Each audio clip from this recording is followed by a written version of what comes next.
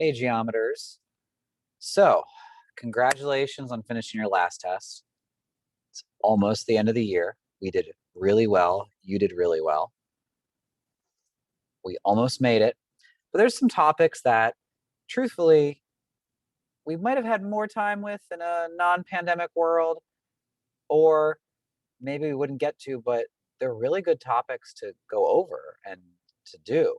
So, I created a chart. I have not yet decided how many assignments per week, but this is what you're going to be working on for the rest of the school year. If you go to Schoology,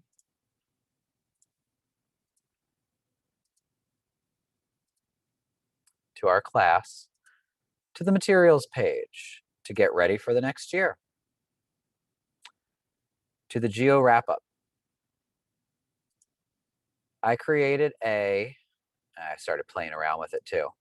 I created a chart. The squares will not be there for you. I'm going to leave one, okay?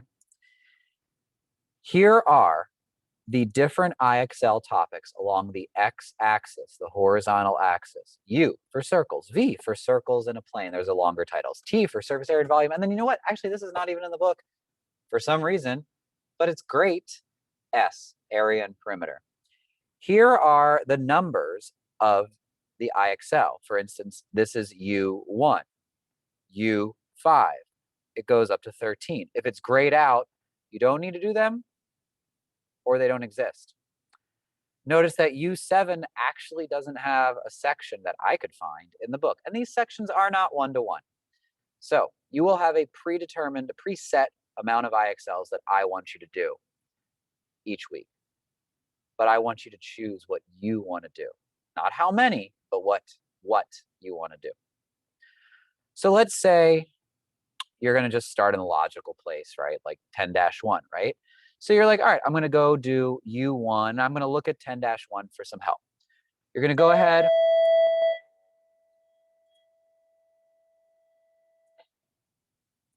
I'm on campus and I could edit it out. Life in the big city. You're going to go ahead and you're going to take your rectangle. You're going to put it over it. When you finish U1. Now, you could, now notice, by the way, U9 is also 10-1. But next thing you're going to go to 10-2. You kind of need to start building up to get to these things anyway. So you go ahead and you decide, I want to continue with circles. So go ahead and copy and paste the rectangle. You can, by the way, fill it in with whatever color you want. Make this pretty, make it your own.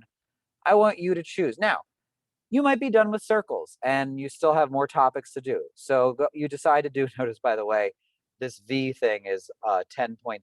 This is probably one that you can skip.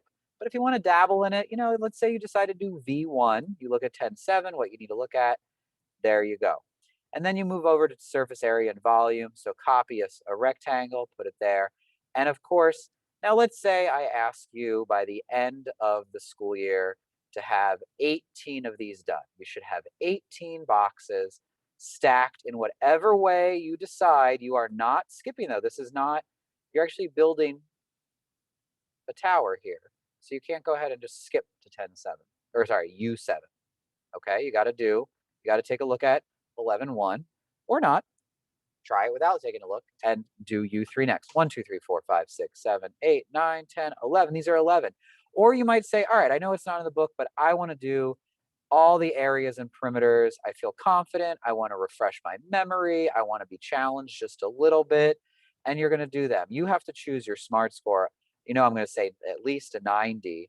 And you're going to start stacking your boxes and you're going to have an idea of what you have done for the rest of the year. And if you look at this, if I look at this, I can tell the person, this person has a foundation in circles. All right, a little bit, they did something in circles in a plane. It's kind of more like an Algebra 2 pre-calc concept. Anyway, they're going to get to it again. Really good at surface area and volume, and they have a very good foundation in area and perimeter. And that's what I can do by looking at it. What would a person who has all their boxes, which is totally fine, stacked on U look like? So you can choose how you want to build your foundation, how you want to Spend your time practicing, looking ahead. It's up to you as long as you get the right amount of assignments done. But this person clearly has a great foundation for circles for the rest of their high school into college career. Clearly, right? And they have not spent so much time on surface area and volume, but it's not the end of the world. So you're going to choose yourself.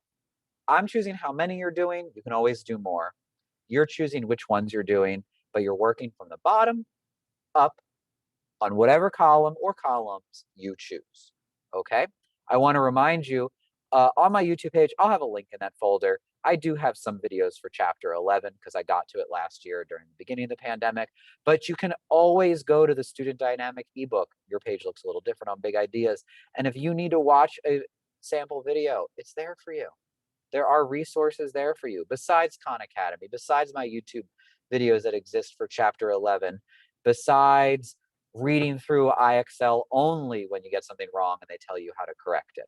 Okay? There are videos there. You can even try the monitoring progress. There are videos that walk you through that as well. So that's how we're going to be spending the rest of the year. This assignment here is to help you monitor yourself.